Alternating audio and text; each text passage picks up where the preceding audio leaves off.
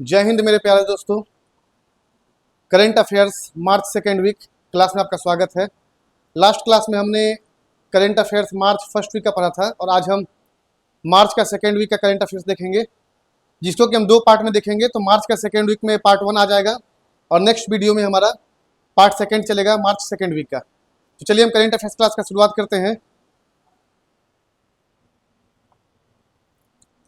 तो चलिए हमारा फर्स्ट क्वेश्चन जो है, ये क्वेश्चन क्या कह रहा है, ध्यान देते हैं इस पर।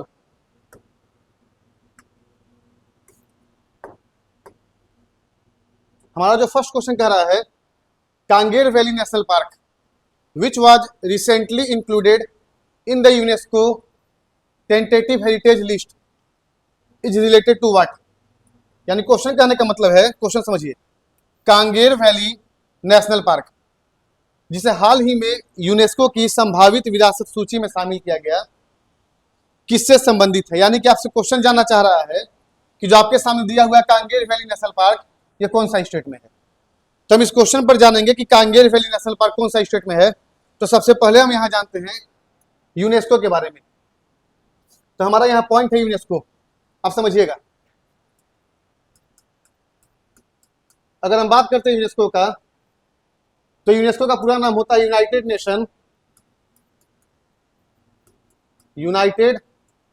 Nation educational scientific and cultural organisation. आप यहां समझने का प्रयास करिए। जैसे आपसे क्वेश्चन क्या पूछा था करंट का, उससे पहले हम जानेंगे यूनेस्को के बारे में।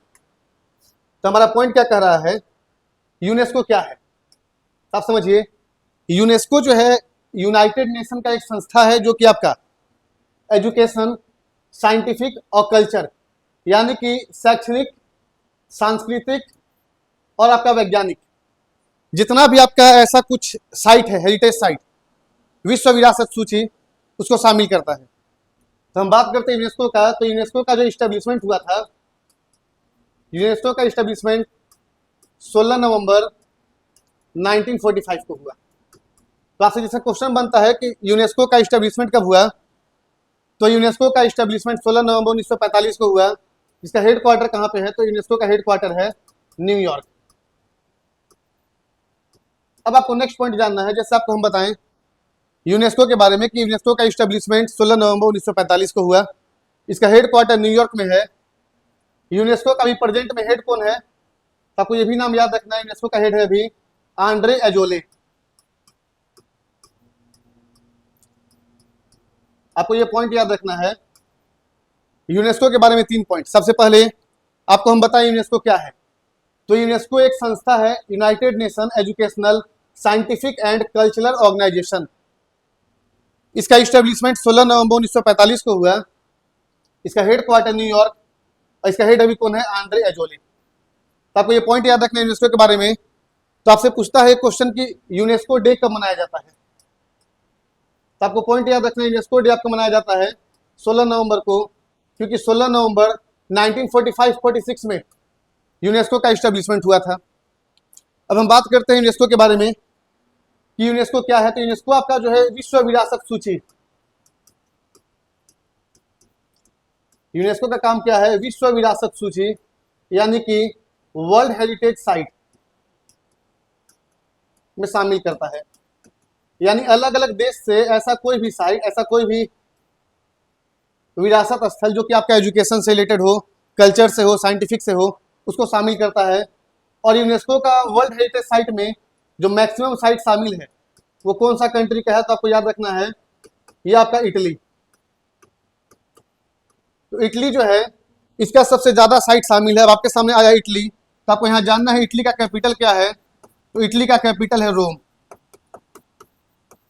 इटली का कैपिटल क्या है, रोम। और अगला पॉइंट आ गया कि रोम जो है ये कौन सा नदी के किनारे बसा हुआ शहर है। आपसे क्वेश्चन बनता है कि जो रोम है ये कौन सा नदी के किनारे बसा हुआ शहर है। तो आपको नदी का नाम याद रखना है, टाइबर नदी। आपको पॉइंट क्या बताया है, सबसे पहले समझिए। अगर हम बात करते हैं यूनेस्को का, तो United Nation educational scientific and cultural organisation, इसका इस्टेब्लिशमेंट 16 नवंबर 1945-46 में हुआ। हेडक्वार्टर न्यूयॉर्क में है और इसका हेड अभी कौन है, आंद्रे एजोले। यूनेस्को डे कब मनाया जाता है? तो 16 नवंबर। और यूनेस्को का विश्व विरासत सूची वर्ल्ड हेरिटेज साइट में सबसे ज्यादा कौन सा कंट्री का साइट शामिल है? तो इटली का है। इटली का कैपिटल रोम है। और ये कौन सा नदी के किनारे बसा हुआ शहर है? तो टाइबर नदी। हम बात करते हैं इंडिया का। तो आपको यहां समझना है कि इंडिया का जो रैंकिंग है, इंडिया का रैंक 3rd है। 3rd कहने का मतलब कि इटली के बाद इंडिया जो है आपका 3rd पोजीशन पे आता है वर्ल्ड हेरिटेज साइट में। तो हमको यहां जानना है कि इंडिया का कितना साइट शामिल है। आपको यहां पॉइंट समझना है कि इंडिया का कितना यूनेस्को साइट टोटल है। तो आपको यहां पॉइंट याद रखना है कि यूनेस्को का, एक हम बात करते हैं टेंजिबल।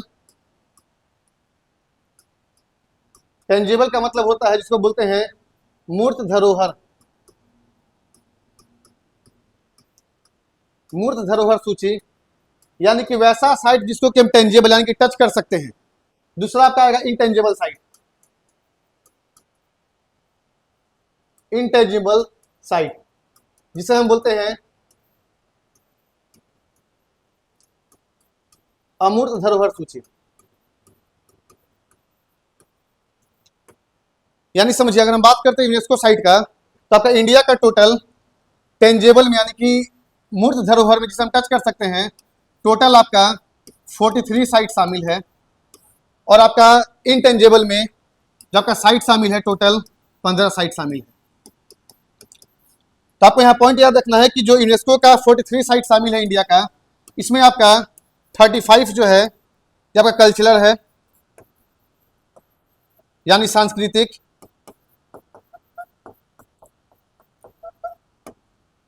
7 जो आपका है ये नेचुरल यानी कि प्राकृतिक,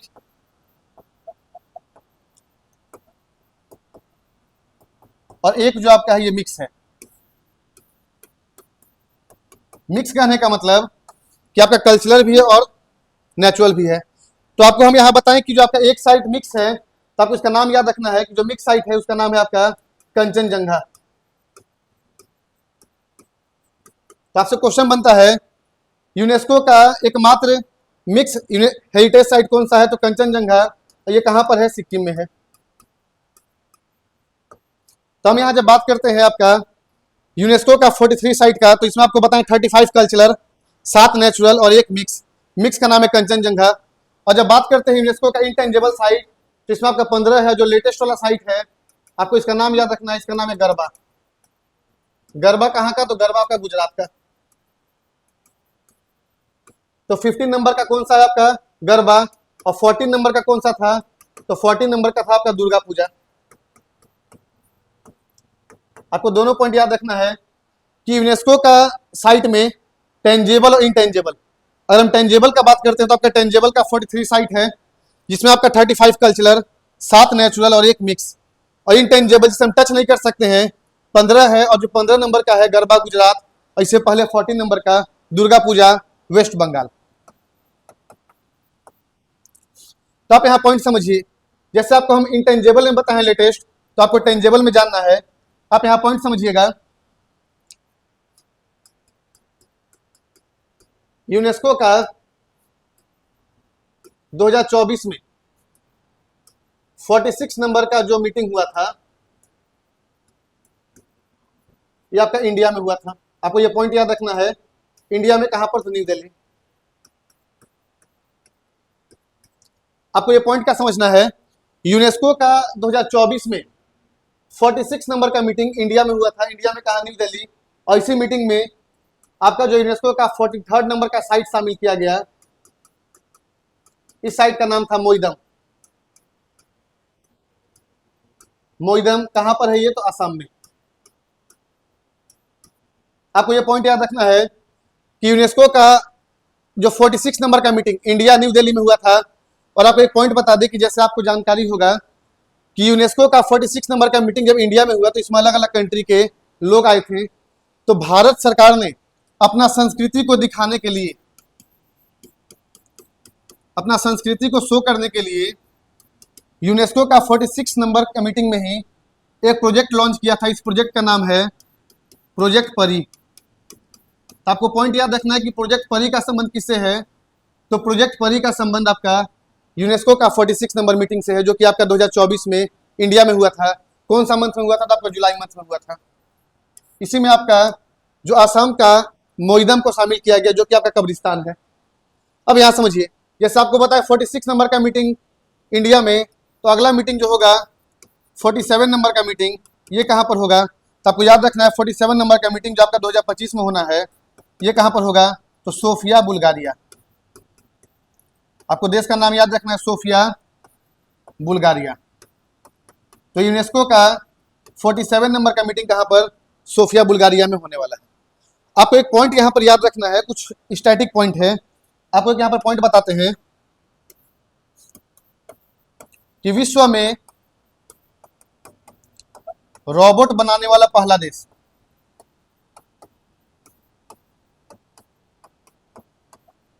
तो आपसे इससे क्वेश्चन बनता है कि विश्व में रोबोट बनाने वाला पहला देश, तो उस देश का नाम आपका क्या है? सोफिया। तो आपको यहाँ पे पॉइंट याद रखना है कि विश्व में यानी वर्ल्ड में रोबोट बनाने वाला पहला देश कौन सा? सोफिया। और सोफिया में ही 47 नंबर का यूनेस्को का मीटिंग होने वाला है। तो ये आपको हम कुछ पॉइंट बताए यूनेस्को के बारे में। और आपका क्वेश्चन क्या पूछा था, आप ये समझिएगा। आपका जो क्वेश्चन था,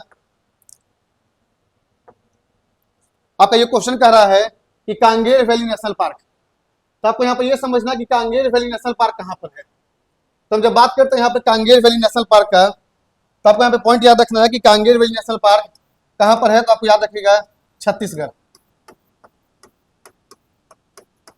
कहाँ पर है ये? छत्तीसगढ़। तो आपको यहाँ पे आंसर मिला होगा कि कांगेर वैली नेशनल पार्क कहाँ पर है? छत्तीसगढ़ में। अब आप यहाँ पॉइंट समझिए, जैसा आपको पता है छत्तीसगढ़ में कौन सा नेशनल पार्क, तो आपको यहाँ समझ में आया होगा कांगेर वैली नेशनल पार्क। आपका यहाँ पर नाम है उड़ीसा, तो आपको यहाँ पर याद रखना है कि उड़ीसा में एक नेशनल पार्क है जिसका नाम है आपका सिमलीपाल। सिमलीपाल नेशनल पार्क, ये भी उड़ीसा में। झारखंड का बात करते हैं तो इसका नाम है बेतला नेशनल पार्क, जो कि पलामू में है। और उत्तर प्रदेश, इसका नाम है दुधवा नेशनल पार्क। ये आपको 4 स्टेट था, चारों में आपको नेशनल पार्क बताएं। Kanger valley national park Chhattisgarh, Simlipal Orissa, Betla Jharkhand और दुधवा नेशनल पार्क उत्तर प्रदेश। ये आपका फर्स्ट क्वेश्चन क्लियर हुआ होगा। अब हम कुछ पॉइंट पर जानते हैं, समझिएगा।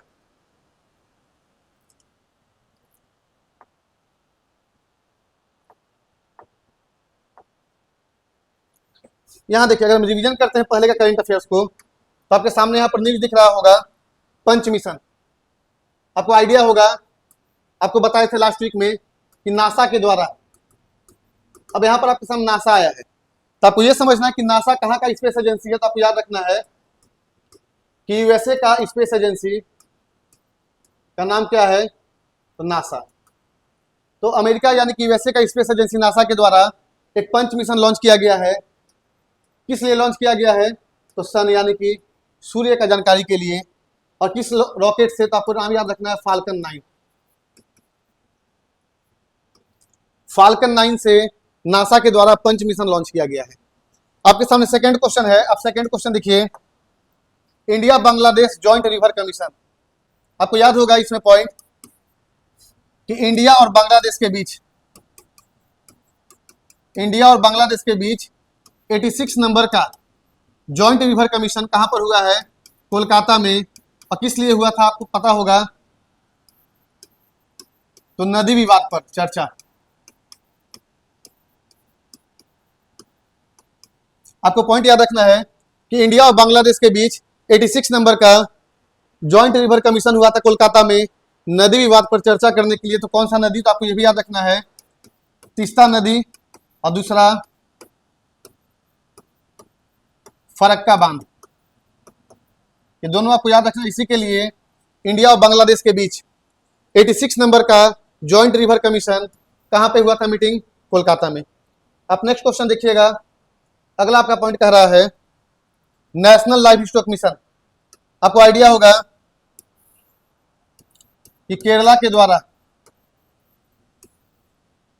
द्वारा नेशनल लाइफ स्टॉक मिशन के तहत गौ समृद्धि योजना लागू किया गया था। तो आपसे पूछे गौ समृद्धि योजना Kerala, national life stock mission Kerala. अब यहाँ देखिए जन औषधि दिवस, तो आपको याद रखना है कि जन औषधि दिवस कब मनाया जाता है, तो 7 मार्च। यहाँ पर कुछ पहले का न्यूज बताए हैं, पंच मिशन नासा के द्वारा सन से रिलेटेड है, फाल्कन 9 रॉकेट का यूज किया गया था। नासा कहाँ का स्पेस एजेंसी है, तो यूएसए का। नेक्स्ट आपको पता है India Bangladesh joint river commission 86 number का कोलकाता में नदी विवाद पर चर्चा करने के लिए, तो तीस्ता नदी और फरक्का बांध। फिर आपको पता है नेशनल लाइव स्टॉक मिशन, गो समृद्धि योजना केरला, और जन औषधि दिवस 7 मार्च। तो ये आपका फर्स्ट क्वेश्चन क्लियर हुआ होगा। तो हम चलते हैं अपना सेकंड क्वेश्चन की ओर। तो हमारा नेक्स्ट क्वेश्चन है, क्वेश्चन देखिए क्या कह रहा है। क्वेश्चन आपसे कह रहा है कि which is the top Indian institute in the world university ranking by subject, यानी क्यूएस का बात करें, समझिए क्यूएस रैंकिंग। आप यहां पॉइंट समझिए पहले, क्यूएस रैंकिंग आया है, तो आपको ये जानना है क्यूएस रैंकिंग जो है कहां से पब्लिश होता है, तो आपको याद रखना है लंदन से पब्लिश होता है। और इस बार जो आया है अभी कौन सा एडिशन का, तो 15th एडिशन। तो 15वां एडिशन का क्यूएस रैंकिंग आया है लंदन से। अभी इसमें आपका बताया गया सब्जेक्ट वाइज कॉलेज के बारे में। तो सब्जेक्ट वाइज कैटेगरी में आपका इंजीनियरिंग और माइनिंग में engineering, minerals and mining category में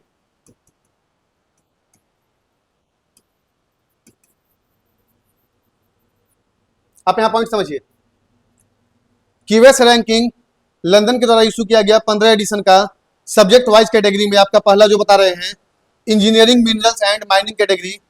अच्छा आपसे क्वेश्चन है, इंजीनियरिंग से याद आया, आप हमको ये बताइएगा इंजीनियर डे कब मनाया जाता है। तो आपको याद रखना है कि 15 सितंबर को इंजीनियर डे और साथ में डेमोक्रेसी डे। डेमोक्रेसी डे कहने का मतलब है लोकतंत्र दिवस। तो आपको दो को दिवस एक ही दिन, एक इंजीनियर्स डे और एक डेमोक्रेसी डे 15 सितंबर को। अब यहां समझिए engineering, minerals and mining category में जो आपका संस्था टॉप किया है, आप यहां देख सकते हैं, आप यहां इमेज देखिए, ये आपके सामने है आईएसएम धनबाद, जिसे हम जानते हैं आईआईटी धनबाद के नाम से। आप यहां पॉइंट समझिए। तो आपको जैसे बताएं कि which is the top Indian institute, यानी कि क्यूएस रैंकिंग के आधार पर सब्जेक्ट वाइज कैटेगरी में कौन सा आईआईटी को टॉप दिया गया है, तो आपको याद रखना है इंडियन स्कूल ऑफ माइंस, यानी कि आईएसएम धनबाद को टॉप रैंकिंग दिया गया है। जब हम यहाँ बात करते हैं आईएसएम धनबाद, तो आपको याद रखना है कि आईएसएम धनबाद का जो एस्टेब्लिशमेंट हुआ है 1926। आपको पॉइंट याद रखना है कि आईएसएम धनबाद का एस्टेब्लिशमेंट 1926 था। इसका पहले नाम आईएसएम था, जो कि आपका अप्रोक्स 2015 में इसका नाम चेंज होकर के आईआईटी धनबाद हुआ है, जिसको कि आपका इंजीनियरिंग और माइनिंग कैटेगरी में टॉप रैंकिंग मिला है इंडिया में। लेकिन अगर वर्ल्ड में बात किया जाए तो इसका वर्ल्ड में रैंकिंग है 20। आपको पॉइंट क्या बता रहे हैं समझिएगा, इसमें टॉप कौन किया है, तो आपका आईएसएम धनबाद। इंडिया में टॉप में है, वर्ल्ड में इसका क्या रैंकिंग है, तो वर्ल्ड में इसका रैंकिंग है 20 और इंडिया में ये आपका टॉप रैंक में है। ये आपका क्वेश्चन क्लियर हुआ होगा कि आपसे पूछा है कि क्यूएस रैंकिंग के अनुसार सब्जेक्ट वाइज कैटेगरी में टॉप में आपका कौन सा कॉलेज है, तो आपको बताएं आईएसएम धनबाद। यहां तक क्लियर है। अब हम चलते हैं नेक्स्ट क्वेश्चन पे, आगे ध्यान दीजिएगा। यहां समझिए, आपके सामने कुछ पुराना न्यूज है, जिसमें आपका सबसे पहला क्या है, गवर्नमेंट ई मार्केट प्लेस, जिसे हम बोलते हैं GEM, government e market place. इसका सीईओ किसको बनाया गया है, तो आपको नाम याद होगा, इसका सीईओ बनाया गया है अजय भादु। तो आपको क्या बता रहे हैं कि गवर्नमेंट ई मार्केट प्लेस का सीईओ किसको बनाया गया है, तो आपको नाम याद रखना है अजय भादु को बनाया गया है। नेक्स्ट आपका है रोपवे प्रोजेक्ट। आपको याद होगा हम बताए थे उत्तराखंड का मुख्यमंत्री पुष्कर सिंह धामी के द्वारा, यहां समझिएगा पर्वतमाला प्रोजेक्ट, यानी कि आपका पर्वतमाला प्रोजेक्ट के अंदर ही रोपवे प्रोजेक्ट, यानी कि रोपवे का मतलब कि रस्सी के माध्यम से, रोप के माध्यम से हिली एरिया को कनेक्ट करना। तो आपको बताए थे कि रोपवे प्रोजेक्ट जो है 12.4 किलोमीटर गोविंद घाट से हेमकुंड तक 12.4 किलोमीटर पर्वतमाला प्रोजेक्ट के तहत रोपवे प्रोजेक्ट शुरुआत किया गया था उत्तराखंड के द्वारा। तो आपको याद रखना है उत्तराखंड। नेक्स्ट पॉइंट देखिएगा, अब यहाँ पे कुछ इंपॉर्टेंट डे बताए हैं, दिवस बताए हैं। जैसे आपके सामने सबसे पहला है 1 मार्च। तो आपको याद रखना है कि 1 मार्च को कौन सा दिवस मनाया जाता है। तो आप यहाँ समझिएगा 1 मार्च को जीरो डिस्क्रिमिनेशन डे, जिसे हम बोलते हैं शून्य भेदभाव दिवस। 1 मार्च को शून्य भेदभाव दिवस, 1 मार्च जीरो डिस्क्रिमिनेशन डे, और उसी के साथ आपका है वर्ल्ड सिविल डिफेंस डे। तो आपको याद रखना है कि 1 मार्च को 2 दिवस है। पहला आपका है जीरो डिस्क्रिमिनेशन डे यानी शून्य भेदभाव दिवस, और साथ में आपका है वर्ल्ड सिविल डिफेंस डे। दूसरा आपके सामने 3 मार्च। तो आपका 3 मार्च को है वर्ल्ड वाइल्ड लाइफ डे, विश्व वन्य जीव दिवस। वर्ल्ड वाइल्ड लाइफ डे यानी विश्व वन्य जीव दिवस। और इसी के साथ आपका है वर्ल्ड हियरिंग डे, विश्व सुनवाई दिवस। फिर आपके सामने 4 मार्च। तो 4 मार्च को आपका है नेशनल सेफ्टी डे, जिसे हम बोलते हैं राष्ट्रीय सुरक्षा दिवस। नेशनल सेफ्टी डे यानी कि राष्ट्रीय सुरक्षा दिवस। इसके बाद आपका 8 मार्च। इससे पहले आपको याद होगा हम बताए थे थोड़ा देर पहले 7 मार्च को, तब इसको याद रखिएगा। 7 मार्च को आपका है जन औषधि दिवस। जन औषधि दिवस 8 मार्च। आप यहां समझिए पॉइंट को, जैसे आपके सामने 8 मार्च तो इंटरनेशनल वुमेन्स डे यानी कि अंतर्राष्ट्रीय महिला दिवस। अगर आपसे पूछा जाए कि इंटरनेशनल वुमेन्स डे तो आप बताइएगा 8 मार्च, और यही आपसे पूछा जाएगा नेशनल वुमेन्स डे तो आपको बताना है 13 फरवरी। इंटरनेशनल वुमेन्स डे 8 मार्च और नेशनल वुमेन्स डे 13 फरवरी। 10 मार्च तो CISF रेजिंग डे। तो आपके सामने मार्च का शुरू का 10 दिन का कुछ महत्वपूर्ण दिवस बताए हैं। सबसे पहले आपके सामने है 1 मार्च। 1 मार्च जीरो डिस्क्रिमिनेशन डे यानी कि शून्य भेदभाव दिवस, और उसी के साथ आपका है वर्ल्ड सिविल डिफेंस डे। फिर आपको पता 3 मार्च तो वर्ल्ड वाइल्ड लाइफ डे, इसी के साथ आपका है वर्ल्ड हियरिंग डे। 4 मार्च को नेशनल सेफ्टी डे, राष्ट्रीय सुरक्षा दिवस। 7 मार्च आपको बताए हैं जन औषधि दिवस। 8 मार्च को इंटरनेशनल वुमेन्स डे और 13 फरवरी को नेशनल वुमेन्स डे। 10 मार्च CISF रेजिंग डे। ये आपको हम कुछ इंपॉर्टेंट फैक्ट बताए हैं। अब चलते हैं हमारा नेक्स्ट क्वेश्चन पर। नेक्स्ट क्वेश्चन हमारा है कि when is world consumer right day celebrated, यानी आपसे बोल रहा है वर्ल्ड कंज्यूमर राइट डे यानी कि उपभोक्ता अधिकार दिवस। यहाँ आपके सामने है वर्ल्ड कंज्यूमर राइट डे यानी कि उपभोक्ता अधिकार, यानी कि उपभोक्ता का अधिकार का बात किया जा रहा है। अब आप यहाँ एक पॉइंट समझिए, अगर हम बात करते हैं कंज्यूमर राइट डे तो आपका कंज्यूमर राइट डे जो है एक आपका वर्ल्ड होता है यानी कि वर्ल्ड लेवल पे, और दूसरा आपका होगा नेशनल लेवल पे।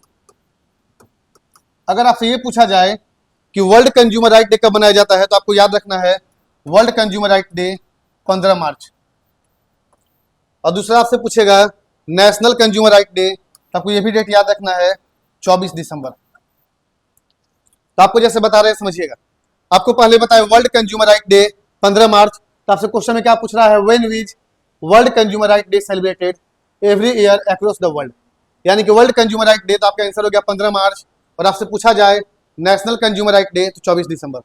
अगर हम बात करते हैं कंज्यूमर का तो आपसे यहाँ एक पॉइंट याद रखना है,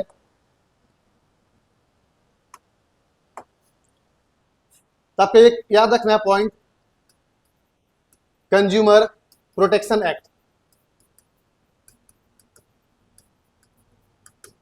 उपभोक्ता अधिकार अधिनियम, उपभोक्ता अधिकार अधिनियम। तो आपसे ऐसा क्वेश्चन पूछता है कि उपभोक्ता अधिकार अधिनियम यानी कि कंज्यूमर प्रोटेक्शन एक्ट कब आया था, तो आपको याद रखना 1986। कंज्यूमर प्रोटेक्शन एक्ट यानी कि उपभोक्ता अधिकार अधिनियम कब आया, 1986। आप यहाँ एक पॉइंट समझने का प्रयास करिए। जैसे अगर हम बात करते हैं कंज्यूमर का तो आप एक वर्ड सुने होंगे MSP।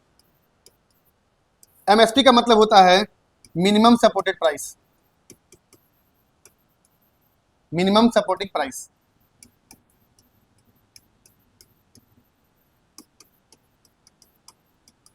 यहां समझिए, अगर हम बात करते हैं एमएसपी का, तो एमएसपी का मतलब होता है मिनिमम सपोर्टिंग प्राइस। तो आप जैसे पढ़िएगा तो आपको आइडिया होगा कि एग्रीकल्चर में कुछ फसल के लिए आपका एमएसपी तय किया जाता है, तो आपको यहाँ पॉइंट समझ में आएगा। तो यहाँ से आपको दो क्वेश्चन पूछा, सबसे पहला कि एमएसपी को डिसाइड कौन करता है, यानी इसको निर्धारित कौन करता है, और सेकेंड किसके रिकमेंडेशन पे करता है। दो क्वेश्चन आएगा। सबसे पहले एमएसपी डिसाइड कौन करता है, तो आपको याद रखना है कि एमएसपी को डिसाइड किया जाता है CCEA। आपको नाम याद रखना है कि एमएसपी डिसाइड कौन करता है, CCEA। इसका मतलब होता है कैबिनेट कमिटी, कैबिनेट कमिटी या कैबिनेट कमीशन, आप दोनों बोलिए, कैबिनेट कमिटी या cabinet commission on economic affairs.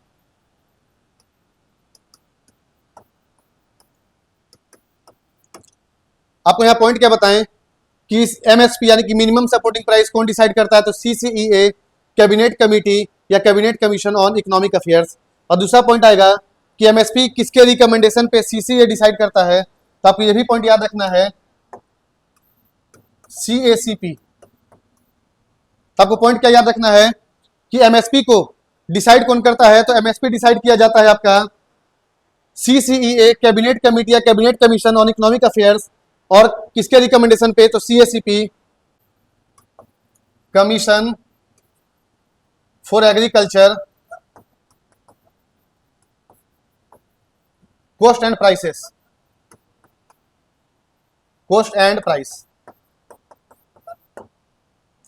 तो आपको यहां पॉइंट क्या बताएं कि एमएसपी डिसाइड किया जाता है CCEA, कैबिनेट कमिटी या cabinet commission on economic affairs, और किसके रिकमेंडेशन पे, तो CACP, commission for agriculture cost and prices. यहां तक क्लियर है। तो आपको आंसर मिल गया होगा इस क्वेश्चन का कि कंज्यूमर डे जो है वर्ल्ड का मनाया जाता है 15 मार्च और नेशनल मनाया जाता है 24 दिसंबर को। अब हम चलते हैं नेक्स्ट पॉइंट पे। अब समझिए, आपके सामने यहाँ नाम लिखा हुआ है शरद कमल। आप नाम सुने होंगे कि जो शरद कमल है इसका संबंध है टेबल टेनिस से। कौन सा गेम से संबंधित है, टेबल टेनिस। आप यहाँ पॉइंट समझिएगा, शरद कमल का संबंध टेबल टेनिस से है। इनको 2021 में एक अवार्ड मिला है, उस अवार्ड का नाम है मेजर ध्यानचंद खेल रत्न अवार्ड।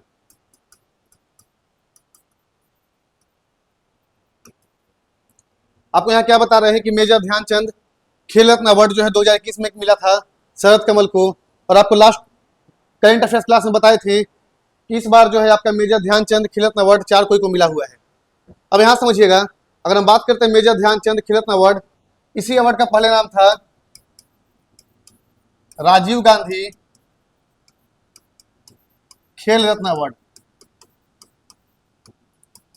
और इस अवार्ड में कितना अमाउंट दिया जाता है, तो आपको ये भी याद रखना है कितना दिया जाता है, तो 25 लाख।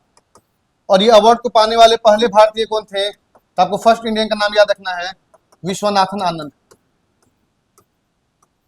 आप नाम सुने होंगे विश्वनाथ आनंद का। इनका संबंध आपका है चेस से, यानी कि शतरंज से।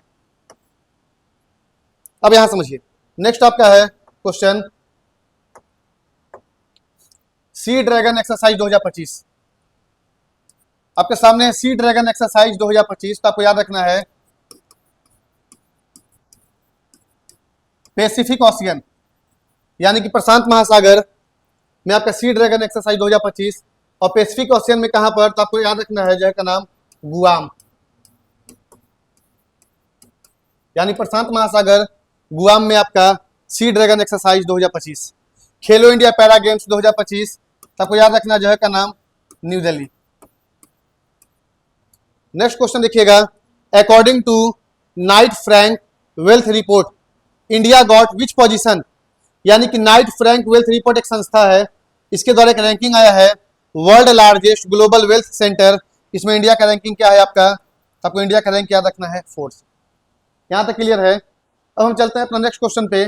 चलिए नेक्स्ट क्वेश्चन क्या समझिएगा, हमारा अगला क्वेश्चन है कि where did PM Narendra Modi inaugurate the Atal Bihari Vajpayee institute of public service and innovation recently, यानी कि प्रधानमंत्री नरेंद्र मोदी ने हाल ही में अटल बिहारी वाजपेयी लोक सेवा एवं नवाचार संस्थान का उद्घाटन कहां पर किया है।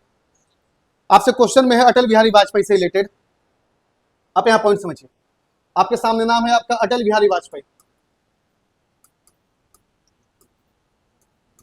आप नाम सुने होंगे अटल बिहारी वाजपेयी। आप समझिए अटल बिहारी वाजपेयी के बारे में कुछ पॉइंट आपको बताएं कि जो अटल बिहारी वाजपेयी हैं, इनका जन्म हुआ था 25 दिसंबर 1924 से लेकर के 16 अगस्त 2018। आपको यहाँ पॉइंट याद रखना है, अटल बिहारी वाजपेयी के जन्म दिवस 25 दिसंबर पर ही एक दिवस मनाया जाता है, इसको हम बोलते हैं गुड गवर्नेंस डे, इसे हिंदी में बोलेंगे सुशासन दिवस। तो आपसे एग्जाम में क्वेश्चन पूछता है कि सुशासन दिवस कब मनाया जाता है, 25 दिसंबर, किसके बर्थ एनिवर्सरी पे, तो अटल बिहारी वाजपेयी। अब यहाँ पॉइंट समझिएगा, अगर हम बात करते हैं अटल बिहारी वाजपेयी का, तो आपको एक पॉइंट समझना है कि अटल बिहारी वाजपेयी जो है 3 बार भारत के प्रधानमंत्री बने हैं। सबसे पहले आप समझिए 1996 में मात्र 13 दिन के लिए। तो आपसे क्वेश्चन ये भी पूछता है कि सबसे कम समय के लिए भारत के प्रधानमंत्री कौन बने थे, तो आपको याद रखना है सबसे कम समय के लिए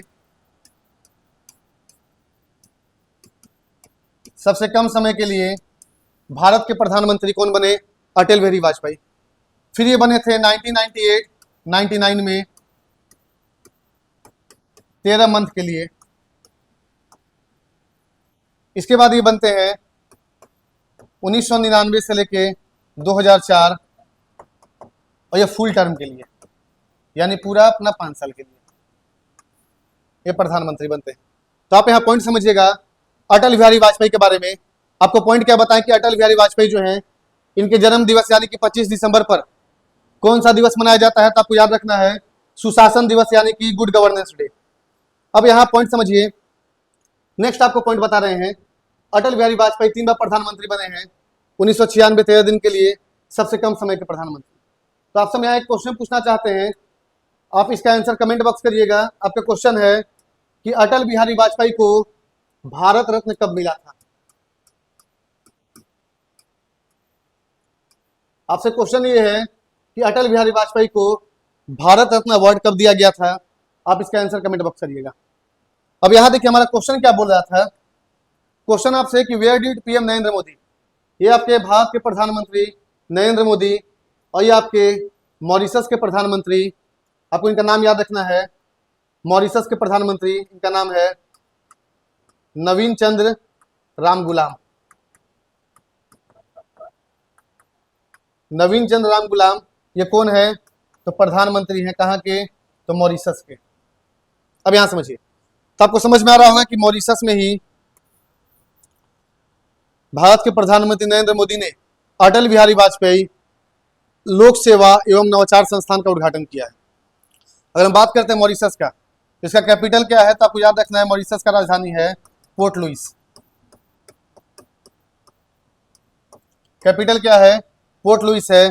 यहाँ के प्रधानमंत्री का नाम बताए हैं नवीन चंद्र राम गुलाम। यहाँ के राष्ट्रपति का नाम है, प्रेसिडेंट का नाम है प्रविंद जगन्नाथ। प्रविंद जगन्नाथ। तो आपको ये पॉइंट याद रखना है, आपको बताएं मॉरिशस के बारे में कुछ पॉइंट। अब हम चलते हैं अगला पॉइंट पे, यहां तक क्लियर हुआ होगा। हमारा अब नेक्स्ट क्वेश्चन है, यहां देखिए राइट अगेंस्ट डिसेबिलिटी, आपको याद होगा right against disability based discrimination. आपको पता होगा सुप्रीम कोर्ट ऑफ इंडिया ने, सुप्रीम कोर्ट ऑफ इंडिया ने यानी कि भारत का सर्वोच्च न्यायालय ने राइट अगेंस्ट डिसेबिलिटी को अभी रिसेंट में फंडामेंटल राइट डिक्लेयर किया है, यानी कि मौलिक अधिकार घोषित किया है। नेक्स्ट आपके सामने है स्टीव स्मिथ, हम इनका नाम सुने होंगे। इनका संबंध क्रिकेट से, और ये किस देश के लिए खेलते हैं, तो ऑस्ट्रेलिया के लिए खेलते हैं। इन्होंने अभी रिसेंट में संन्यास लिया है। अगला क्वेश्चन देखिएगा, according to JP Nadda, according to JP Nadda, तो जेपी नड्डा के अनुसार MMR maternal mortality rate 1 lakh life birth पे कितना है, तो 100। अगला समझिए, according to ICRIER site 2025 report, ये देखिएगा इंपॉर्टेंट है, आपका रिपोर्ट है ICRIER site 2025 report, what is the rank of India in digital user spending. आपको याद रखना है इंडिया का रैंक है इसमें 28, डिजिटल यूजर स्पेंडिंग में इंडिया का रैंक 28। अगर आपसे यही पूछे कि डिजिटल इकोनॉमी में, डिजिटल इकोनॉमी में इंडिया का रैंक कितना है, तो डिजिटल इकोनॉमी में इंडिया का रैंक आपका है 3rd। नेक्स्ट आपके सामने समझिए, new global alliance for sustainable urban development C3। आप याद करिए, सारा आपको जो न्यूज बता रहे हैं ना, ये आपको मार्च का फर्स्ट वीक में यानी कि पहले पढ़ाया हुआ न्यूज है कि new global alliance for sustainable urban development C3 been launch. ये कहाँ पर लॉन्च हुआ है, तो आपको याद होगा राजस्थान का राजधानी जयपुर। ये आपका क्वेश्चन यहाँ तक क्लियर हुआ होगा। अब चलते हैं आगे।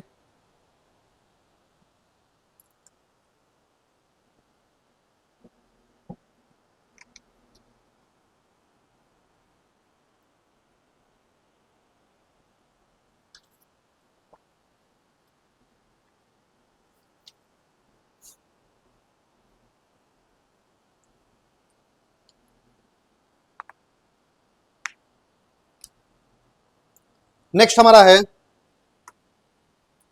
अब यहां क्वेश्चन देखिएगा, आप यहां ध्यान दीजिए, क्वेश्चन क्या बोला उसको समझते हैं, पहले यहां आप ध्यान दीजिए। ये आपके हैं दिल्ली के मुख्यमंत्री, दिल्ली के CM जिनका नाम है रेखा गुप्ता।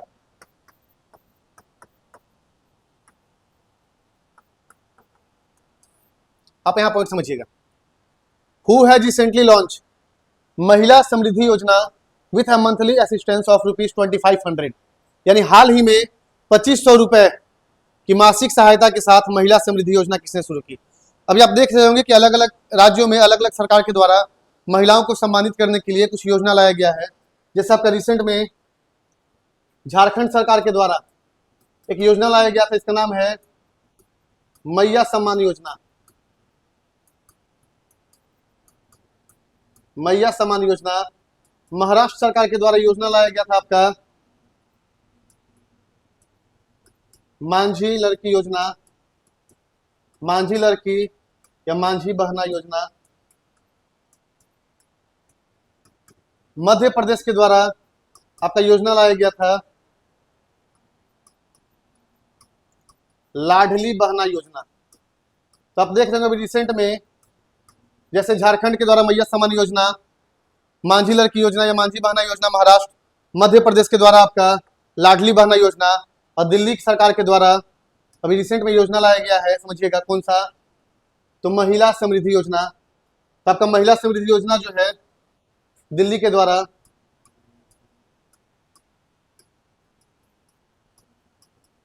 महिला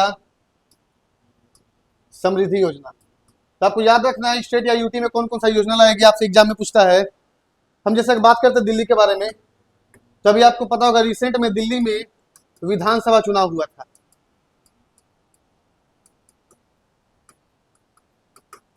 दिल्ली में आपका रिसेंट में अभी विधानसभा चुनाव हुआ, और दिल्ली में टोटल आपका विधानसभा कितना सीट है, तो आपका 70 सीट है। तो 70 सीट में जो आपका बहुमत मिला है मेजॉरिटी के साथ, कौन सा पार्टी का सरकार आया है, तो आपको पार्टी का नाम याद रखना है बीजेपी, भारतीय जनता पार्टी। और बीजेपी के उम्मीदवार रेखा गुप्ता को दिल्ली का CM बनाया गया है। तो आप यहां देख रहे होंगे रेखा गुप्ता महिला है, तो आपसे यहां पॉइंट बनेगा कि दिल्ली की पहली महिला मुख्यमंत्री, दिल्ली की पहली महिला मुख्यमंत्री, आपको नाम याद रखना सुषमा स्वराज। तो आपको आइडिया होगा दिल्ली में अभी तक 4 महिला मुख्यमंत्री बन चुकी है, सुषमा स्वराज, शीला दीक्षित, आतिशी मारलेना और रेखा गुप्ता। तो रेखा गुप्ता जो है दिल्ली की 4th महिला मुख्यमंत्री बनी है। तो इन्हीं के द्वारा महिला समृद्धि योजना का शुरुआत किया गया है दिल्ली में। अब यहां हम चलते हैं अगले क्वेश्चन पे। आप यहां ध्यान दीजिए, 50 जीएसटी काउंसिल मीटिंग, यहां आपके सामने है जीएसटी काउंसिल। अच्छा, अगर आपसे क्वेश्चन पूछा जाए कि जीएसटी काउंसिल का हेड कौन होता है, अब यहां समझिए, जीएसटी काउंसिल का हेड कौन होता है, और आपसे पूछा जाए जीएसटी जो है ये किस आर्टिकल में है, और जीएसटी काउंसिल ये किस आर्टिकल में है, तो आप समझिए, आपके सामने दो प्रश्न है। एक आपका जीएसटी के बारे में किस आर्टिकल में जिक्र किया गया है, जीएसटी काउंसिल के बारे में किस आर्टिकल में जिक्र किया गया है। आप ये जानिएगा जीएसटी जो है इसको है किस कॉन्स्टिट्यूशन अमेंडमेंट एक्ट से जोड़ा गया, तो आपको याद रखना है 101 यानी 101 कॉन्स्टिट्यूशन अमेंडमेंट एक्ट, यानी कि 101वां संविधान संशोधन, यानी कि संविधान में 101 नंबर का संशोधन करके जीएसटी को जोड़ा गया। और आपका जो जीएसटी है ये आपका इनडायरेक्ट टैक्स है। जीएसटी कैसा टैक्स है, इनडायरेक्ट टैक्स है। अब यहां समझिएगा, तो आपको दो क्वेश्चन का आंसर इसको बताना है कमेंट बॉक्स में कि जीएसटी के बारे में किस आर्टिकल में जिक्र किया गया, और जीएसटी काउंसिल के बारे में किस आर्टिकल में जिक्र किया गया। और जीएसटी काउंसिल का जो हेड होते हैं फाइनेंस मिनिस्टर, और प्रेजेंट में कौन है फाइनेंस मिनिस्टर, तो आपको नाम याद रखना है निर्मला सीतारमन। कौन है प्रेजेंट में, निर्मला सीतारमन। तो आपका जीएसटी काउंसिल का 55 नंबर का मीटिंग कहां पे हुआ था, तो आपको जगह का नाम याद रखना है जैसलमेर, राजस्थान जैसलमेर में। अब यहाँ आपके सामने है स्फेरेक्स मिशन। आप इसके बारे में जाने होंगे कि नासा के द्वारा जो बिग बैंग घटना हुआ था, आपको याद होगा बिग बैंग थ्योरी, महाविस्फोटक सिद्धांत। तो बिग बैंग घटना के बाद का जानकारी पता करने के लिए नासा के द्वारा एक मिशन लॉन्च किया गया। इस मिशन का नाम है आपका स्फेरेक्स मिशन। नेक्स्ट आप समझिएगा, ब्लू फ्लैग सर्टिफिकेशन ऑफ राशिकोंडा बीच, यहाँ ब्रिज नहीं होगा, यहाँ बीच होगा, समझिएगा, राशिकोंडा बीच। तो आपसे क्वेश्चन पूछता है कि राशिकोंडा बीच कहां पर है। देखिए यहां पर आपसे बोला कि ब्लू फ्लैग सर्टिफिकेशन, यानी कि विशाखापट्टनम यानी आंध्र प्रदेश का जो विशाखापट्टनम है,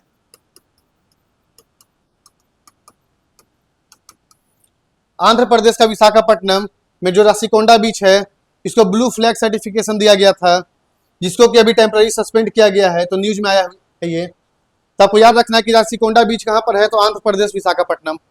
फिर आपका है प्राणी मित्र राष्ट्रीय अवार्ड, आपको याद होगा गुजरात, और गुजरात का वनतारा, जो गुजरात है, गुजरात का वनतारा को प्राणी मित्र राष्ट्रीय अवार्ड दिया गया था। आपको बताए होंगे कि गुजरात का वनतारा हाथी कंजर्व के लिए, आपको याद आ रहा है हाथी कंजर्व, तो वनतारा गुजरात, इसको प्राणी मित्र राष्ट्रीय अवार्ड मिला है। नेक्स्ट आपका है नेत्री अभियान। तो आपको यह समझना है कि नेत्री अभियान को शुरू किया गया था पंचायती राज मंत्रालय के द्वारा। किसके द्वारा, तो पंचायती राज मंत्रालय के द्वारा नेत्री अभियान का शुरुआत किया गया। तो ये आपके सामने कुछ पॉइंट बताए हैं, जैसे आपके सामने पहले बता GST council meeting 55 number Jaisalmer, फिर आपके सामने स्फेरेक्स मिशन, तो नासा बिग बैंग थ्योरी, फिर आपको बताएं ब्लू फ्लैग सर्टिफिकेशन राशिकोंडा बीच, आंध्र प्रदेश विशाखापट्टनम, प्राणी मित्र राष्ट्रीय अवार्ड गुजरात वनतारा हाथी कंजर्व, और नेत्री अभियान पंचायती राज मंत्रालय। कहां से, तो दिल्ली से, और दिल्ली में कहा, तो दिल्ली में विज्ञान भवन, तो दिल्ली में विज्ञान भवन से। अब आगे समझिएगा, नेक्स्ट क्वेश्चन पे चलते हैं।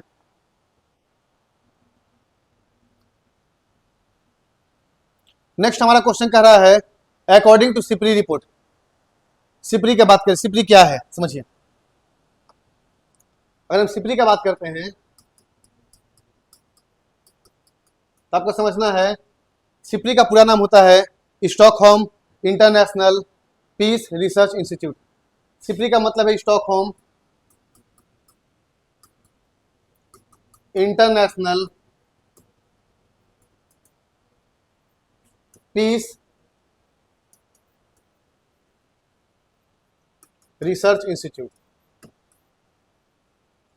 चलिए यहां पर हम लिखें स्टॉकहोम। तो आपको ये बताना है कि कौन सा देश का कैपिटल का बात कर रहे हैं। तो आप एक नाम सुनेंगे स्वीडन। जो स्वीडन है, स्वीडन का ही कैपिटल आपका है स्टॉकहोम। आपको एक और जानकारी होगा, स्वीडन का ही एक वैज्ञानिक थे जिनका नाम था अल्फ्रेड नोबेल। अल्फ्रेड नोबेल, इन्हीं के नाम पर, अल्फ्रेड नोबेल के नाम पर ही नोबेल प्राइज का शुरुआत हुआ। समझिए, अल्फ्रेड नोबेल के नाम पर ही नोबेल प्राइज का शुरुआत हुआ। तो अल्फ्रेड नोबेल कहां से आए? स्वीडन से आए। अल्फ्रेड नोबेल ने ही डायनामाइट का डिस्कवरी किया था। तो आपसे क्वेश्चन पूछता है कि डायनामाइट का डिस्कवरी किसने किया था? अल्फ्रेड नोबेल ने। अल्फ्रेड नोबेल स्वीडन के थे, इसका कैपिटल स्टॉकहोम। तो आपका स्टॉकहोम में एक संस्था है, Stockholm international peace research institute. इसके द्वारा आपका रिपोर्ट इशू होता है। ये आपका रिपोर्ट किससे रिलेटेड रहेगा? तो हथियार से। किससे रिलेटेड है? तो हथियार यानी कि आर्म्स, यानी कि सिपरी के द्वारा जब भी रिपोर्ट आएगा तो आपका हथियार से रिलेटेड है। आप यहाँ क्वेश्चन देख सकते हैं, क्वेश्चन क्या बोल रहा है, देखिए। अकॉर्डिंग टू सिपरी रिपोर्ट, यानी कि सिपरी के रिपोर्ट के अनुसार, which country is the world largest arms importer, यानी कि कौन सा देश आर्म्स को सबसे ज्यादा इंपोर्ट किया है, मंगाया है। यहाँ देखिए, आपका यहाँ रिपोर्ट है, आप इस रिपोर्ट को देखिएगा। यहाँ आपका है, इस रिपोर्ट में क्या बताया गया है, समझिए। आर्म्स इंपोर्टर कब से कब तक? तो 2020 से 2024, यानी कि 4 साल में कौन कौन सा कंट्री जो है कितना हथियार मंगाया है। तो आपका सामने देश का नाम दिखाई दे रहा है, यूक्रेन। यूक्रेन का कैपिटल आपको जानना है, इसका कैपिटल है क्यू। यूक्रेन का राजधानी क्या है? क्यू। तो आपका सबसे ज्यादा हथियार कौन मंगाया है, कितना? तो यूक्रेन मंगाया है। कितना परसेंट? 8.8%। अब यहां आप समझिए, सेकंड में कौन है आपका? सेकंड में इंडिया। तो आपको ये याद रखना है रैंकिंग। तो आपका आर्म्स इंपोर्टर में सबसे टॉप में आपका है यूक्रेन, सेकंड में है इंडिया। अच्छा, अगर आपसे क्वेश्चन पूछा जाए कि इंडिया जो है सबसे ज्यादा हथियार कहां से मंगाता है, इंडिया सबसे ज्यादा हथियार कहां से मंगाता है, तो इंडिया जो है सबसे ज्यादा हथियार कहां से मंगाएगा?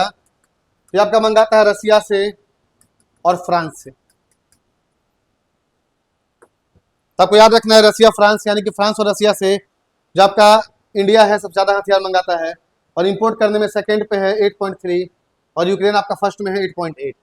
थर्ड में आपका कतर है 6.8। समझिएगा, आप यहाँ ध्यान दे सकते हैं।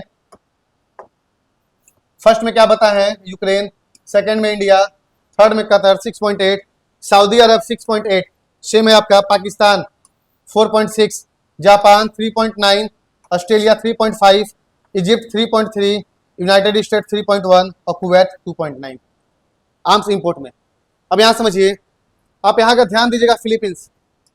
आपको समझ में आ रहा होगा, जो फिलीपींस है, अगर आपसे पूछा जाए फिलीपींस का हेडक्वार्टर, सॉरी फिलीपींस का कैपिटल, आप यहां ध्यान दे रहे होंगे, आपके सामने नाम है फिलीपींस। तो फिलीपींस का कैपिटल कहां है? तो फिलीपींस का कैपिटल है मनीला। कहां है फिलीपींस का कैपिटल? मनीला। और आपको यह भी याद रखना है कि मनीला में ही Asian Development Bank, Asian Development Bank, जिसको कि हम बोलते हैं एडीबी। तो एशियन डेवलपमेंट बैंक यानी कि एडीबी का हेडक्वार्टर कहां पे है? तो फिलीपींस मनीला में है। और अभी आपका एडीबी में नया मेंबर जो बना है 69 नंबर का, आपको इस देश का नाम याद रखना है, इजराइल। जो इजराइल है, यहां समझिएगा, एडीबी यानी कि एशियन डेवलपमेंट बैंक का नया मेंबर कौन बना है? इजराइल बना है। कौन सा नंबर का? 69 नंबर का। तो आपका फिलीपींस मनीला में ही आप समझिएगा इंटरनेशनल राइस रिसर्च इंस्टीट्यूट, यानी कि अंतर्राष्ट्रीय चावल अनुसंधान संस्थान। अगर आपसे पूछा जाए कि अंतर्राष्ट्रीय चावल अनुसंधान संस्थान कहां पर है, तो फिलीपींस मनीला।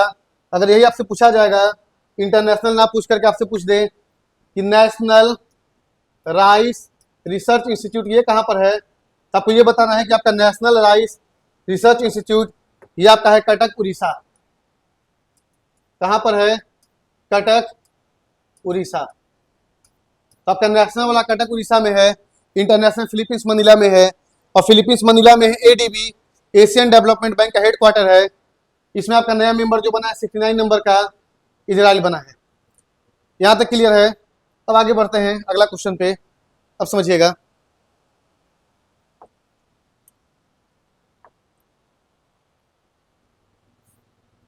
अब यहां समझिए,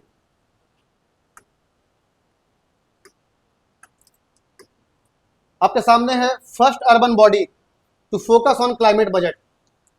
अगर आपसे पूछेगा first urban body to focus on climate budget, तो आपको नाम याद रखना है अहमदाबाद।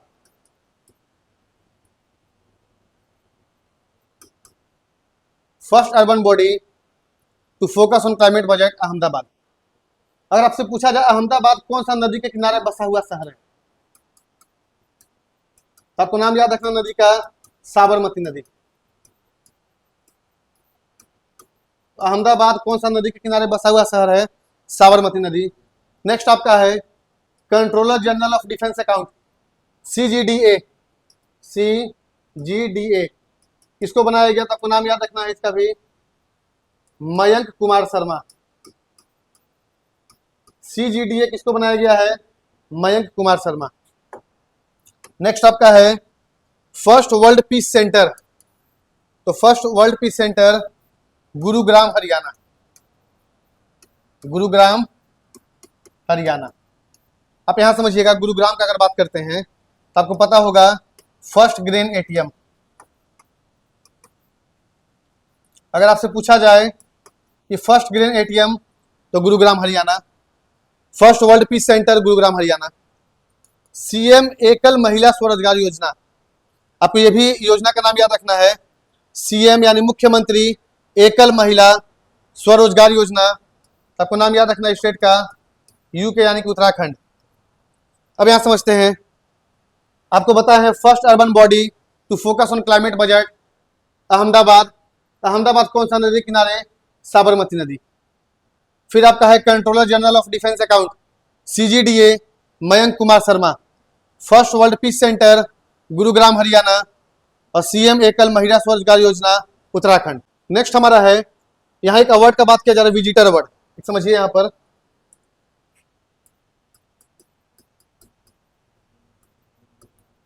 अगर हम बात करते हैं विजिटर अवार्ड, तो विजिटर अवार्ड को कौन प्रोवाइड करता है, तो प्रेसिडेंट यानी कि राष्ट्रपति के द्वारा। आपको बताए होंगे कौन कौन सा कैटेगरी। सबसे पहला आपका है इनोवेशन। इनोवेशन में किसको मिला है, तो आपको नाम याद रखना है, सरियेला श्री कृष्णा। ये बीएचयू के प्रोफेसर थे।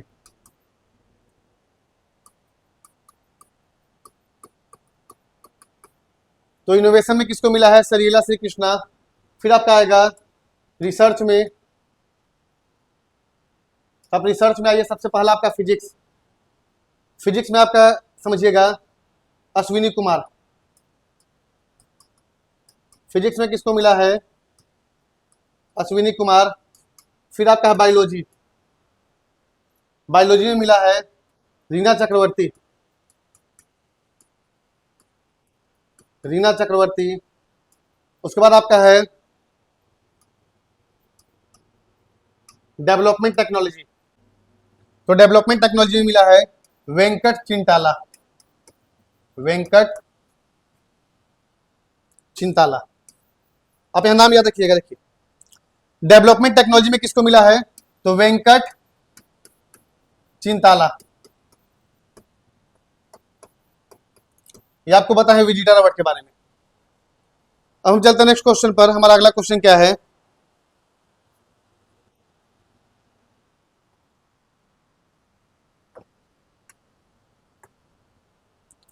हमारा नेक्स्ट क्वेश्चन समझिए क्या बोल रहा है। रिसेंटली कोल इंडिया, यहां देखिए, कोल इंडिया यानी कि आपको पता है सीआईएल का बात करें, कोल इंडिया लिमिटेड। सीआईएल यानी कोल इंडिया लिमिटेड ने आईआईटी हैदराबाद के साथ, आप पॉइंट समझिए, यहां देखिए लिखा हुआ है कोल इंडिया लिमिटेड, यानी हाल ही में कोल इंडिया लिमिटेड ने स्वच्छ कोयला ऊर्जा और नेट जीरो सेंटर क्लींज शुरू करने के लिए किसके साथ समझौता पर हस्ताक्षर किया है? यानी recently Coal India has signed an agreement with whom to start clean coal energy and net zero centre CLEANZ. हम यहाँ बात करते हैं क्लींज का। अब देखिए क्लींज का यहाँ पूरा नाम लिखा हुआ है centre for clean coal energy and net zero centre. तो centre for coal energy and net zero, इसके लिए कोल इंडिया लिमिटेड ने, आप समझिएगा, कोल इंडिया लिमिटेड ने आईआईटी हैदराबाद के साथ 98 करोड़ यानी 98 करोड़ का एमओयू एग्रीमेंट साइन किया है। समझिए, कोल इंडिया लिमिटेड ने किसके साथ? तो आईआईटी हैदराबाद, यानी आईआईटी हैदराबाद के साथ 98 करोड़ का एमओयू एग्रीमेंट साइन किया है। किस लिए? तो clean coal energy and net zero, CLEANZ के लिए। यहां तक क्लियर हुआ होगा। तो आपको याद रखना है कोल इंडिया लिमिटेड का एग्रीमेंट किसके साथ? तो आपको ये भी याद रखना है आईआईटी हैदराबाद के साथ। चलिए अब हम चलते हैं नेक्स्ट क्वेश्चन पर।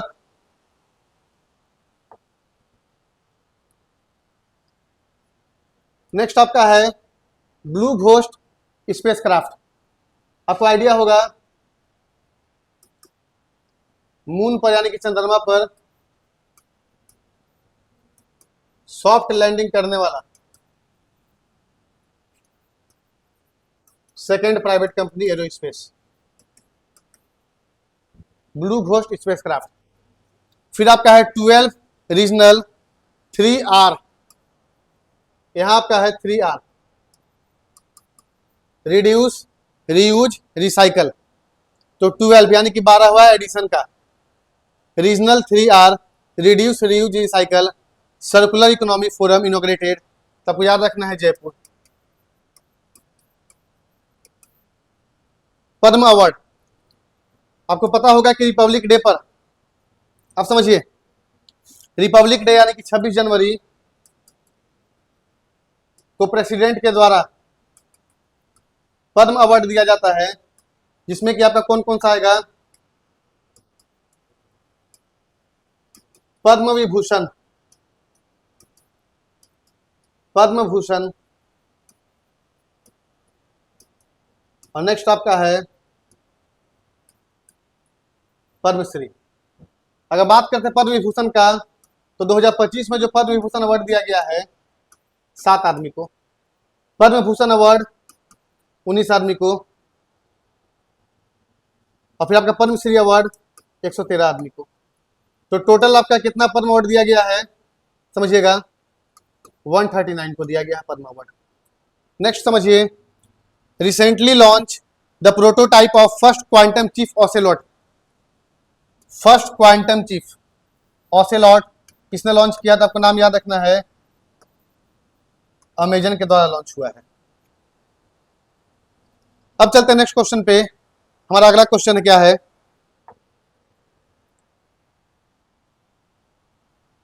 चलिए समझिएगा, हम जब बात करते हैं नेक्स्ट क्वेश्चन का,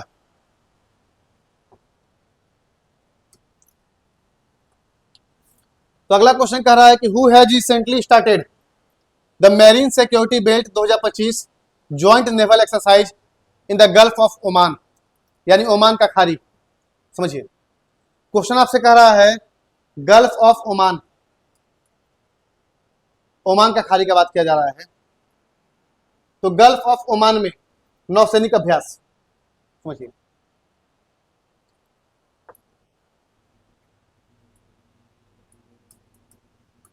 मैराइन सिक्योरिटी बेल्ट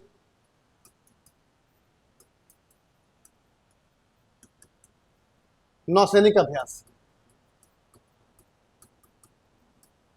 नौसैनिक अभ्यास। आपको यहां समझना है कि इंडिया से रिलेटेड नहीं है। ये कहां पर हो रहा है? तो आपको याद रखना है gulf of Oman. Gulf of Oman कहने का मतलब है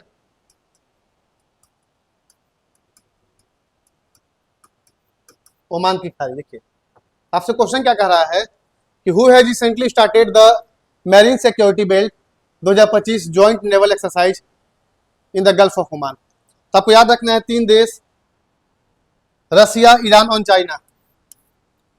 यानी कि ईरान, रूस और चाइना, ये तीनों मिलकर के नौसैनिक अभ्यास कहां पर, तो gulf of Oman. Russia, Iran और चाइना, आपको ये पॉइंट याद रखना है। आप यहां समझिएगा, अगर आपसे एक क्वेश्चन पूछा जाए, आप यहां ध्यान दीजिए, मालाबार एक्सरसाइज, जो मालाबार एक्सरसाइज है, ये आपका क्वाड देशों का समूह लड़ता है, क्वाड मेंबर। जो मालाबार एक्सरसाइज कौन, तो क्वाड मेंबर। क्वाड का बात करते हैं, समझिएगा, इंडिया, जापान, ऑस्ट्रेलिया और एक अमेरिका, यानी कि आपका 4 कंट्री मिलाकर के एक समूह बना है जिसका नाम है क्वाड ग्रुप। क्वाड ग्रुप का आपका एक्सरसाइज का नाम है मालाबार एक्सरसाइज। इंडिया, मालदीव और श्रीलंका के बीच एक्सरसाइज जो होता है, इसको हम बोलते हैं दोस्ती। कौन सा एक्सरसाइज आपका, दोस्ती। ये आपको हम बताए थे कि मैरीन सिक्योरिटी बेल्ट यानी कि नौसैनिक अभ्यास कहां पर, तो गल्फ ऑफ ओमान में, यानी कि ओमान की खाड़ी में, रसिया, ईरान और चाइना। यहां तक क्लियर है। अब हम चलते हैं नेक्स्ट क्वेश्चन पे। हमारा अगला क्वेश्चन क्या कह रहा है,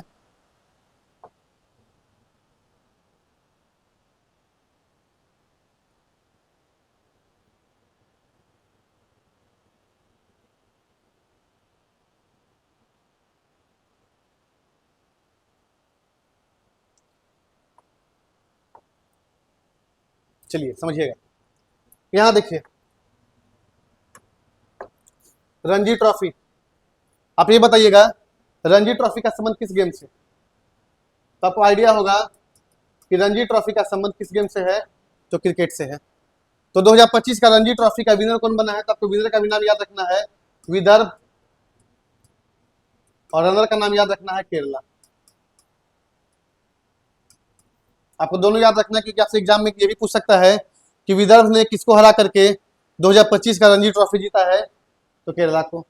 अब यहाँ देखिए 97 ऑस्कर अवार्ड 2025, एग्जाम के लिए आपको बताए थे कि इंपॉर्टेंट है ऑस्कर अवार्ड से क्वेश्चन। तब समझिएगा, अगर आपसे पूछा जाए कि ऑस्कर अवार्ड 2025 कौन सा एडिशन का, 97 एडिशन का, कहां पर दिया जाता है, तो यूएसए का लॉस एंजल्स। कहां पर, यूएसए का लॉस एंजल्स में दिया जाता है। अब यहां समझिएगा, तो 97 ऑस्कर अवार्ड में बेस्ट फिल्म का अवार्ड किसको मिला है, तो बेस्ट फिल्म का अवार्ड मिला है एनोरा को। यहां तक क्लियर है। 97 ऑस्कर अवार्ड में बेस्ट फिल्म का अवार्ड किसको मिला है, तो बेस्ट फिल्म का अवार्ड आपको बताएं, एनोरा। दूसरा आपको बताएं, इसी फिल्म के डायरेक्टर जो थे, इनका नाम है सीन बेकर। डायरेक्टर का नाम क्या है, सीन बेकर। इन्हीं को बेस्ट डायरेक्टर का अवार्ड मिला है। तो बेस्ट डायरेक्टर का अवार्ड किसको मिला है, सीन बेकर। एक्टर में किसको, तो एड्रियन ब्रॉडी। किस मूवी के लिए, द ब्रूट लिस्ट। तो द ब्रूट लिस्ट के लिए एड्रियन ब्रॉडी को बेस्ट एक्टर का अवार्ड मिला है। और फिर आपका आएगा बेस्ट एक्ट्रेस, ये किसको मिला है, मिक्की मेडिसिन। तो मिक्की मेडिसिन को एनोरा मूवी के लिए ही बेस्ट एक्ट्रेस का अवार्ड मिला है। सबको यहाँ समझना है 97 ऑस्कर अवार्ड। और आपको ये भी बताए थे कि ऑस्कर में नॉमिनेट होने वाला पहला इंडियन फिल्म, तो आपको नाम याद रखना है, ऑस्कर में नॉमिनेट होने वाला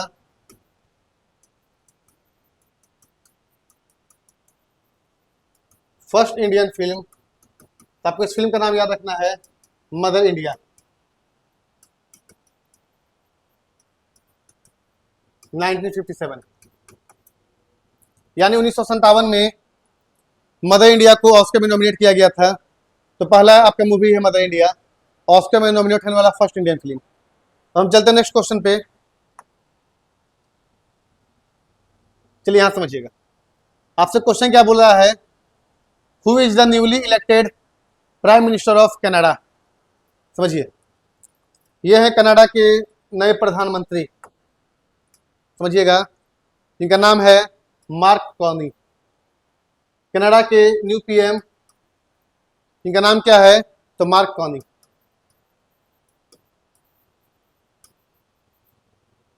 अब यहां समझिएगा, मार्क टॉनी ने किसको रिप्लेस किया है? तो आपको यहां समझना है कि मार्क टॉनी ने रिप्लेस किया है जस्टिन ट्रूडो को। किसको रिप्लेस किया है? तो रिप्लेस किया है जस्टिन ट्रूडो।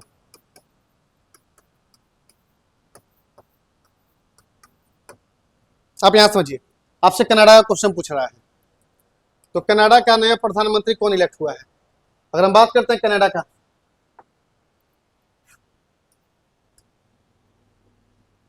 कनाडा, अगर आपसे पूछा जाए कि जो कनाडा है इसका कैपिटल क्या है, तो आप यहां हमको बताइएगा कि कनाडा का कैपिटल जो है,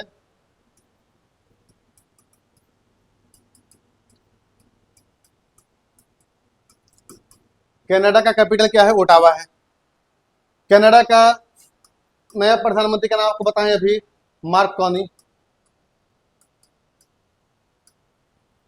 मार्क कॉनी ने किसको रिप्लेस किया है? तो मार्क कॉनी ने रिप्लेस किया है जस्टिन ट्रूडो को। अब यहां आप समझिएगा, कनाडा में एक शहर है आपका मॉन्ट्रियल।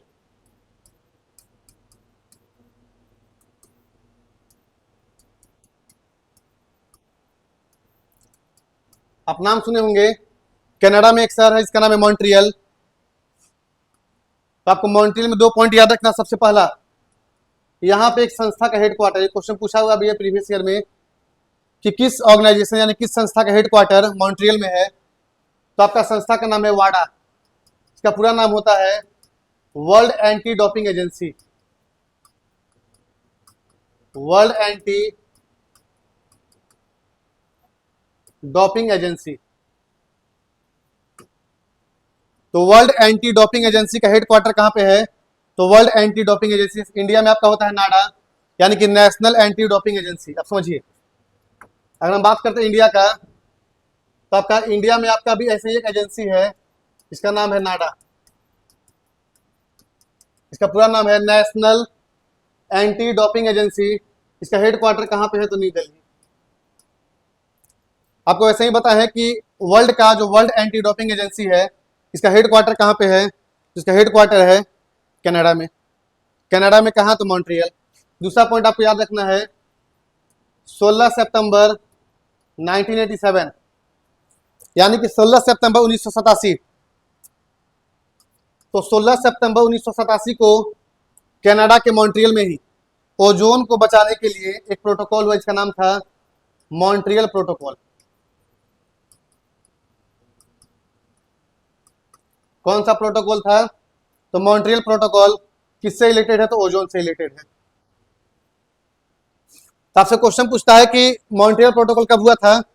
तो 16 सितंबर 1987 को मॉन्ट्रियल प्रोटोकॉल हुआ। इसका संबंध कहाँ है? तो कनाडा से है। किससे रिलेटेड है? मॉन्ट्रियल कहाँ पर? कनाडा में। और ये मॉन्ट्रियल प्रोटोकॉल किससे संबंधित है? तो आपका ओजोन से रिलेटेड है। तो आपको समझना है ओजोन का फॉर्मूला O3। ओजोन डे कब मनाया जाता है? तो आपको ये भी याद रखना है, ओजोन डे मनाया जाता है 16 सितंबर को। एक पॉइंट और याद रखिएगा, ओजोन का यूनिट, इसको मेजर करने का यूनिट क्या है? तो डॉप्सन। और ओजोन जो है ये आपका एटमॉस्फेयर में कौन सा लेयर में मिलता है? तो आपका मिलता है समताप मंडल। किससे मिलेगा? समताप मंडल, यानी कि स्ट्रेटोस्फेयर।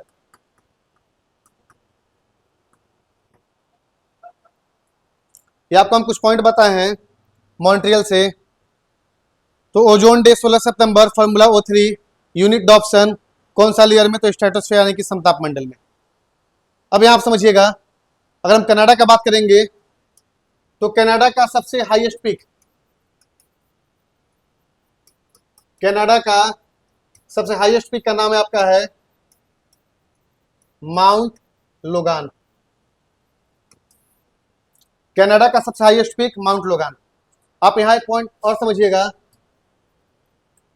कनाडा में एक जगह है जिसे हम बोलेंगे Athabasca basin. Athabasca, Athabasca basin. आपको पॉइंट याद रखना है कि अथाबास्का बेसिन जो है ये आपका यूरेनियम का सबसे बड़ा भंडार। जो कनाडा है कनाडा का अथाबास्का बेसिन यूरेनियम का सबसे बड़ा भंडार, सबसे बड़ा रिजर्व है। और आपको याद रखना है कि कनाडा जो है यूरेनियम का सबसे बड़ा प्रोड्यूसर और सबसे बड़ा एक्सपोर्टर कनाडा है। और कनाडा में ही अथाबास्का बेसिन में यूरेनियम का सबसे बड़ा भंडार है, जो कि आपका वर्ल्ड में कौन सा नंबर पे है? 4th में है। और आपको बताएं कि कनाडा का जो माउंट हाईएस्ट पीक है, इसका नाम है माउंट लोगान। तो ये आपको मार्च का जो सेकेंड वीक है, तो मार्च का सेकेंड वीक यानी कि 8 से लेके 15 मार्च तक का सेकेंड वीक का फर्स्ट पार्ट को बताए हैं।